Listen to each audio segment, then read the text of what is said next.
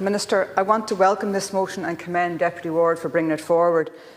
There are families trapped in homes that are unsafe and are literally crumbling around them. They put their faith in the Defective block scheme. They filled out every form, they jumped through every hoop, and now there are some are being punished for being too early, for daring to hope that the government would stand by them in their hour of need.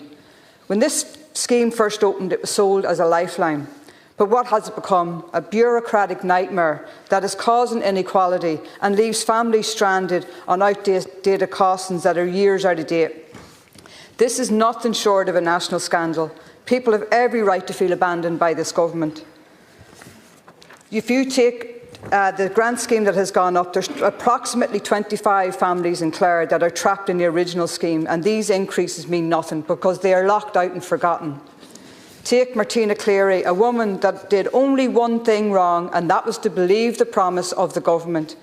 Martina is having to pay a mortgage of $14,600 for a demolished home, a pile of rubble that she has built memories in. She will now have to borrow tens of thousands to finish her home. Why? Because the grant given to her does not cover the costs. All this is on a single income, and she's just 12 years out from retirement. Is that fairness? This is not just about bricks and mortar, it's about dignity, justice and the right to a safe home.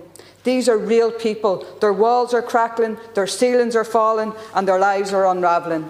And let's not forget those in social housing, left paying rent for homes that are falling apart, homes the state itself knows are defective. But we also want to see an effective scheme for those living in social housing and private rental accommodation.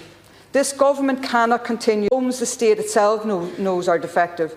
But we also want to see an effective scheme for those living in social housing and private rental accommodation. This government cannot continue to turn its back on them.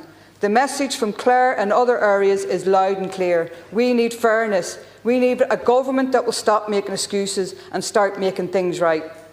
Because while ministers talk about figures and frameworks, the people I represent are living in fear, with debt and with the heartbreak of watching their homes crumble to dust. The stress and emotional toll on those homeowners cannot be overstated. These families need some hope. They need to see light at the end of the tunnel, and it's your responsibility to give it to them. It is essential they are listened to, that their needs are understood and they are fully addressed.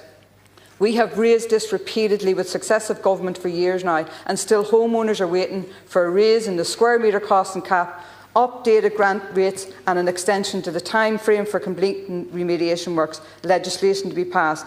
We in Sinn Féin are committed to a 100 redress scheme for affected homeowners. It's time to act, it's time to deliver, it's time to stand the families, not against them.